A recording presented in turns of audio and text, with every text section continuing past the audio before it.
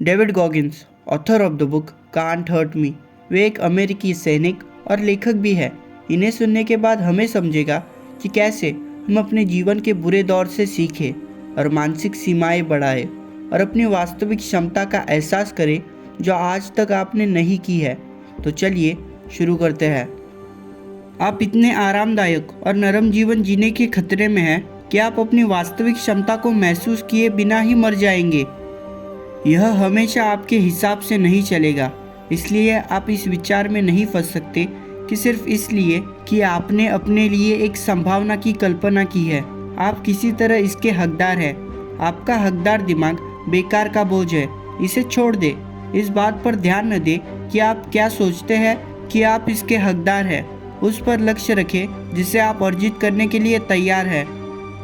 कोई भी आपकी मदद करने नहीं आएगा, कोई भी आपको बचाने नहीं आएगा।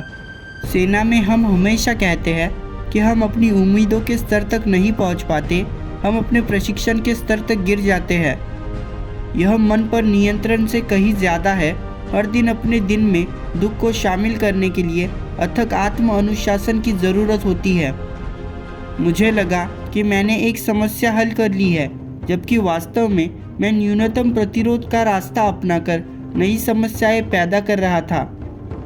आपके द्वारा की जाने वाली सबसे महत्वपूर्ण बातचीत वह होगी जो आप स्वयं से करेंगे।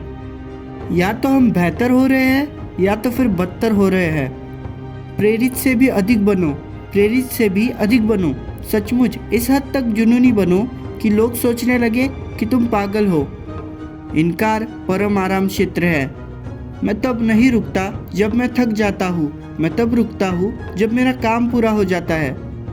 जीवन में सब कुछ दिमागी खेल है।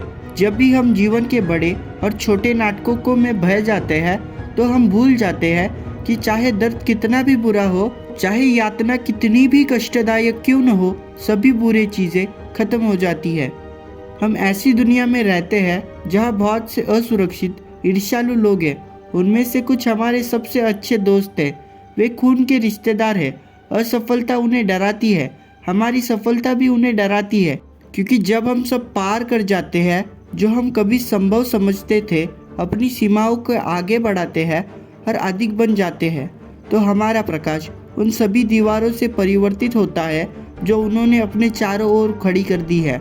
आपका प्रकाश उन्हें अपनी खुद की जेल, अपनी खुद की सीमाओं की रूपरेखा देखने में सक्षम बनाता है।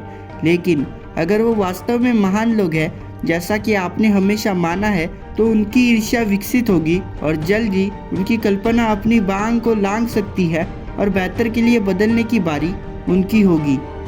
अपने आप को बोलो कि तुमने काफ़ी समय बर्बाद कर दिया है और तुम्हारे पास दूसरे सपने हैं जिन्हें साकार करने के लिए साहस की आवश्यकता होगी, ताकि तुम एक डरपोक की तरह न मरो। हमारी संस्कृति त्वरित समाधान, जीवन हैक, दक्षता पर निर्भर हो गई है। हर कोई उस सरल क्रिया एल्गोरिदम की तलाश में है जो कम से कम प्रयास में अधिकतम लाभ कमाए।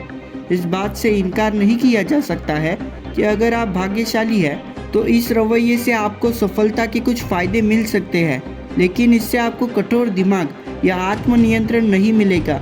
अगर आप दिमाग पर नियंत्रण करना चाहते हैं और अपने गवर्नर को हटाना चाहते हैं तो आपको कड़ी मेहनत का आदी बनना होगा, क्योंकि जुनून यहाँ तक कि प्रतिभा भी तभी उपयोगी होती है जब तक आपके पास उन्हें समर्थन देने के लिए काम करने की नैतिकता हो।